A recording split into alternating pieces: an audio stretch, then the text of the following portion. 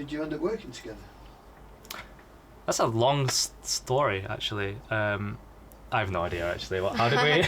Well, I got an instrumental from you, Andy. You sent it to me probably through email or SoundCloud or something, because you probably heard my voice in Monstercat tracks. Yeah, we'll go with that. Yeah, something like that. Yeah, so something like that, right? Yeah. Yeah, I don't know. It was probably through Monstercat. Yeah, probably. So we were both releasing on the label, and then I met Paul through a mutual friend of ours, Draper, who's also released on Monstercat. When I was visiting London for a couple weeks, and we started writing together. And yeah, it was our first session, and I just said, "Have you got anything?" And you were like, "I've got this track." Yeah, from Feint. It took about 2 hours. 2 hours, yeah. And it was fun, and that's the vocal, I think, that's on that first track, is the... Yeah, we recorded the final vocals that day, too. Quite a while ago, that, wasn't it?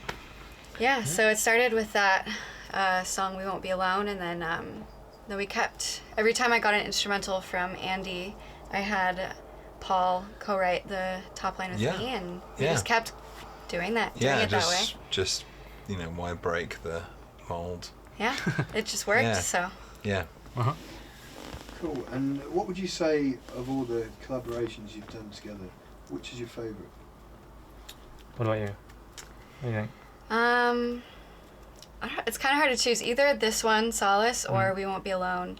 I like how kind of empowering both of them are, and positive, and just kind of more on the happy side, I guess. Yeah. I like the new one. Yeah, I really like this one as well, to be honest. It's my favourite right now. Yeah. Like it's kind of punky. It's different to the others, but it has familiar. It's a little bit more like serious, isn't it? Than I think We Won't Be Alone. We Won't Be Alone is more like, hey. That's true. Yeah. I don't know what that meant. But it's hey. So if this was going to be a band and you were going to start a band, what would you call yourselves? Wow. Well. Laura and Friends. Laura and Friends, probably. Laura and Friends. It's fine by me. Yeah. I don't know, something about like space. Something. Oh, space. I love space. I love space. I'm not sure, like maybe the name of a nebula, or I don't know. Laura and the Horsehead Nebula. There we go. We got it. Not the three Johns. And so what was it like working together? Is it challenging to work online versus in person? Well, Paul and I work in person, which goes really well. And the fact that we already have the instrumental from Andy, it seems to work really well that way. It's not too bad, because especially when I'm producing like an instrumental or something, and when it comes to the end of that process, I'm already thinking about if I want a vocal on it and where it's going to go and stuff like that. And I think you guys understand. That's why it's so easy, right? Yeah. You guys understand where it's going to go and how to write around that. Yeah, we can just hear a melody over. Yeah. So we're not sitting there while Andy's, doing the production for hours and hours, and Andy doesn't necessarily need to be there in person when we're writing the vocal. It's like we're... And I have to say as well, it's... The track, we're only sort of as good as the tracks are really inspiring. So it's easy to write something good on an inspiring track. Very true. Yeah, so it's good fun. Right. A bit of a curveball here for you. Are you dog people or cat people? I'd say I'm more of a dog person. I mean, I like both dogs and cats, but I've always had a dog growing up, so. I'll go dog. Actually. No, I like both, but I like dogs more. I'm just kind of cats. I'm just kind of indifferent towards. I don't hate them, Yeah. I think you got to be weird to hate either of them. I think it's weird. Yeah, I mean, they're both adorable, of course. Cats have more personality. No, they both do, but cats are more hit or miss, I guess, with their personality. Dogs are just like, no matter what, they have just unconditional love. Yeah. Yeah. And what's your favourite thing to do in London? Record acoustic videos of upcoming singles, I would say. I mean, I like walking. Just walking around London. No, walking anywhere. Please don't put this in. I was trying to be funny and it didn't work at all. Yeah. Look, I mean, yeah. London. Yeah, I mean... I've lived here for 12 years. So. Yeah, I've been here for 1 year. Just being in studios, really. Honestly, being in a studio, whether I'm recording or doing a video like we've done today, or just writing like Paul and I do, I find a lot of inspiration in London, so it's just a good place to be. Yeah. Cool. And have you got any tips for aspiring musicians who are watching today at home? Just any tips. Any tips? Any- Maybe it could be like a production tip, or it could be a writing Okay, you tip, do one or- for like your writing. thing. Yeah. I mean, It's I'd not- say a big one is not to edit too early on. When Paul and I get together to write, we kind of just mumble nonsense and just go with the flow, and we don't analyze it too critically. We just kind of, you want to be just in that creative space. You don't want to be you don't want to try to get it perfect early on. You can go back and edit. Because sometimes I get in my head, if I'm thinking, it's going to be a track for Monstercat, then I start to think, what's Monstercat's audience, or it needs to be this certain way, or I kind of already get in my head too much. So as much as possible, just let it flow. Yeah. Just be inspired by the track. Don't think about anything really. The just outcome. Let it just let it flow. And normally we do kind of go with the first or second idea that we come, and that's literally just running the track, singing random stuff, and we do that once or twice, and we throw the mic back and forth, and it's one of those first two or usually three. the first impression is the sometimes first it's intuition almost there, yeah. and lyrics come out of that too, so you just let yourself go completely, and suddenly you've got the title, you've got a verse, you can almost do it in one shot if you're in the right space. And then you can go back and you can really pick out which parts work the best, and you work on the lyrics and fine tune everything, kind of probably similar to production. Yeah. Yeah. Take from you? In terms of like production, I think a lot of it is don't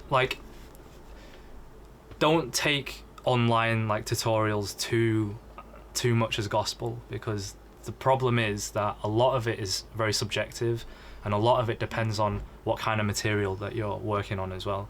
And so if you go online and some guy says, you should always low cut this at a certain, it's like, yeah, but it depends. It really depends. What if the source material you're working on, it has a different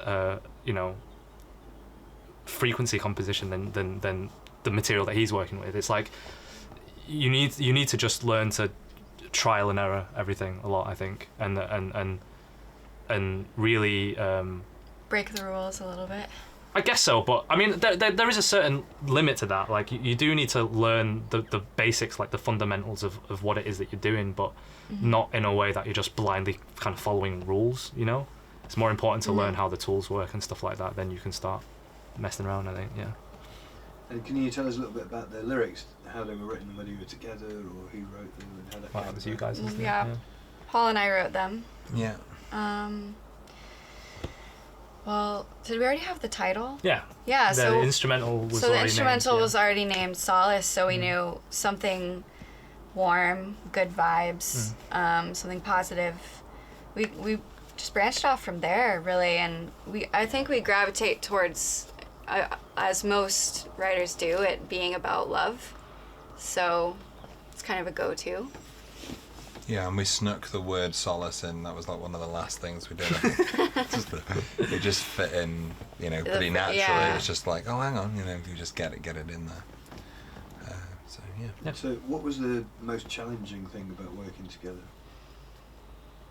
I don't know if it was that challenging. Really. Yeah, I wouldn't say it kind of was. really No, and flowed, that's why we keep working together Yeah. too, because it just seems to work really And you always easily. seem to like what we do. I mean, like some DJs, they'll be like, nah, and then you get another idea, and then when you're onto the third, you think, you know what, it's hard to just keep coming up with new stuff over the same chords, And Yeah. I think you trust us, and that's really good. It just what was the compliments. most rewarding thing about working together? I guess just like seeing it when you see it all come together. You know, you sat on like an instrumental for a long time. You send it over, and then there's like a lot of drafts that go back and forth, and then to like hear kind of final masters or even do things like this and it comes together is really, really nice. Yeah. And seeing the response from fans as well. Yeah. Because when you hear it all together, it's kind of like, you know, I pour a lot of my, you know, my intention into what I'm doing. You guys do the same, and then to have that joined together into like something, it becomes, I guess when you're just listening to like an instrumental that you produce over and over again because it's just you, like it loses a bit of that magic because you know how that works exactly. You know all the ins and outs of it. It's true. But then when someone else pours something into it and then it becomes something else, then that kind of magic comes back a little bit, I think. So, yeah. Cool. So what have you got planned, each of you, for the rest of the year? I have a few more EDM releases. I've got a few releases on my label. And then I'm going to start releasing some solo material. So. I'm writing some new stuff. I've got doing some new stuff for obviously this release with Monstercat. Working on an EP for Liquid City, and some other stuff. But yeah, just writing more stuff, playing shows. You know, just yeah. I've got some tracks coming out with me singing, some more feature stuff, and I'm doing a lot of producing and writing with other artists, so I'm really getting stuck into that. There's a new singer called Tom King who's really, really good. He's just turned 18, he's just a brilliant singer, so I'm really behind that project at the moment. Yeah. And an extra question that's not down here, but recommend one artist that we should all listen to. Ooh. When I like Soccer Mummy, I've only just really recently picked up on that. I just think she's kind of like almost the exact guitar player of it's Kurt Cobain playing the guitar. It's so weird, and her melodies are very Nirvana-y, and I think she's really cool. But it's not that new, but you know, yeah. So I'd go with. I would recommend an artist from California, Ways Blood. She kind of has like this vintage sound, and you can tell she's really inspired by like the 60s and the 70s, and so I find that really refreshing.